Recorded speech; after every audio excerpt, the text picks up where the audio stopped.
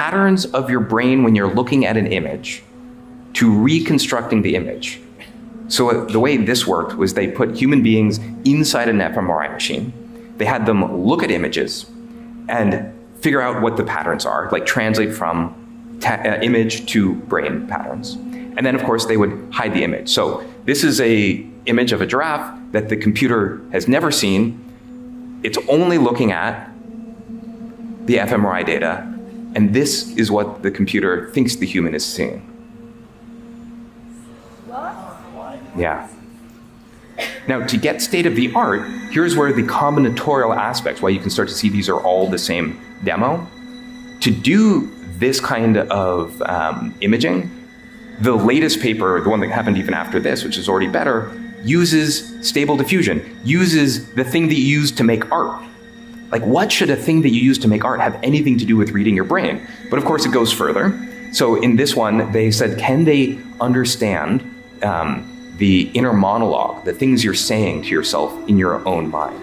Mind you, by the way, when you dream, like your visual cortex runs in reverse, so your dreams are no longer safe. But we'll try this. So they had people watch a video and just narrate what was going on in the video in their mind. So there's a woman, she gets hit in the back, she falls over. This is what the computer reconstructed the person thinking. See a girl, looks just like me, get hit in the back, and then she is knocked off. So our thoughts, are starting to be decoded. Yeah, just think about what this means for authoritarian states, for instance. Or if you want to generate images that maximally activate your pleasure sensor, anything else. Okay, but let's keep going, right? To really get the sense of the combinatorics of this. How about, can we go from Wi-Fi radio signals, sort of like the Wi-Fi routers in your house, they're bouncing off radio signals that work sort of like sonar. Can you go from that to where human beings are to images? So what they did is they had a camera looking at a space with people in it. That's sort of like coming in from one eye. The other eye is the radio signals, so sonar from the Wi-Fi router. And they just learned to predict, this is where the human beings are. Then they took away the camera. So all the AI had was the language of radio signals bouncing around a room.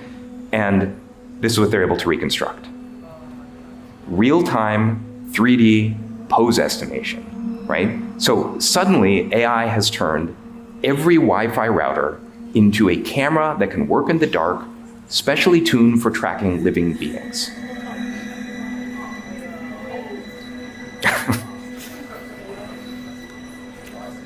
But, luckily, that would require hacking Wi-Fi routers to be able to do something with that.